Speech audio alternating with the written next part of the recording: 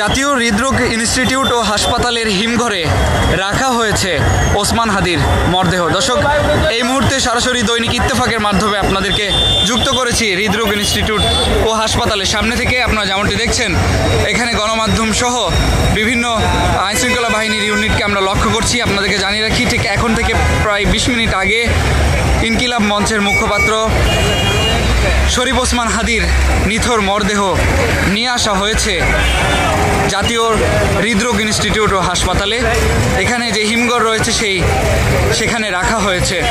আপনাদেরকে যদি জানিয়ে রাখি, শরীফ ওসমান হাদি ছিলেন ইনকিলাব মঞ্চের মুখপাত্র এবং সেই সাথে জুলাই অভ্যুত্থানের একজন জুলাই যোদ্ধা।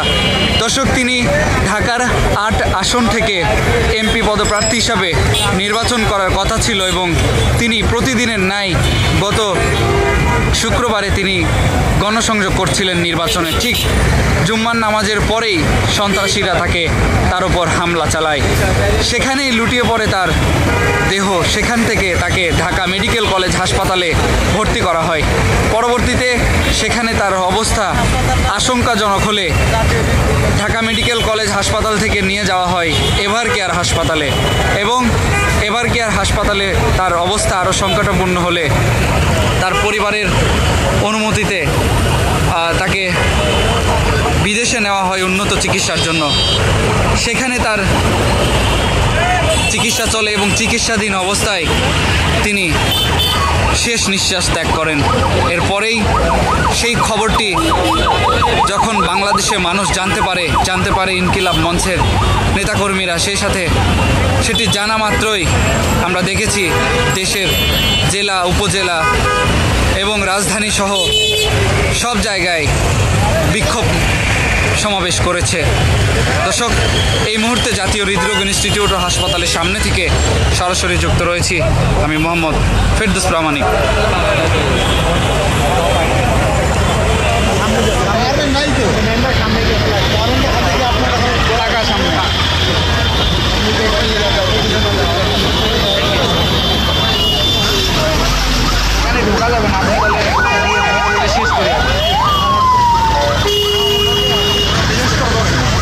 গতকাল বাংলাদেশ টাইম রাত 9:40 তিনি সিঙ্গাপুরে শেষ নিঃশ্বাস ত্যাগ করেন এবং সেই সংবাদটি সাথে সাথে জানতে পারে এই দেশের মানুষ।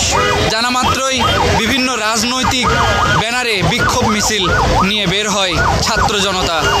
ছড়িয়ে পড়ে সাধারণ মানুষের মধ্যে ক্ষোভ। তাদের একটাই কথা যে হাদির হত্যাকারীদের এখন পর্যন্ত কেন আইনশৃঙ্খলা বাহিনী গ্রেফতার করতে পারছে না, কেন আটক করতে পারছে না, এই দাবিটি তারা করছেন এবং সেই সাথে তারা স্বরাষ্ট্র উপদেষ্টার পদত্যাগের দাবিও তুলেছেন। আইনশৃঙ্খলা বাহিনীর এমন অবনতির সংখ্যা তারা তুলেছেন।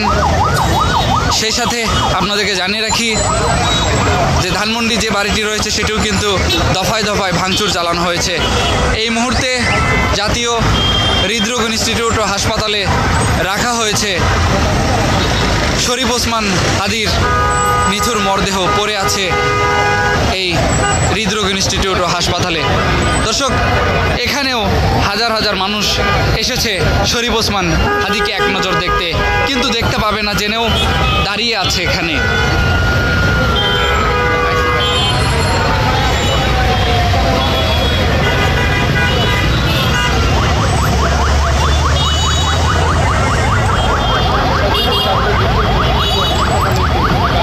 আইনশৃঙ্খলা বাহিনী বেশ তৎপর রয়েছে এখানে।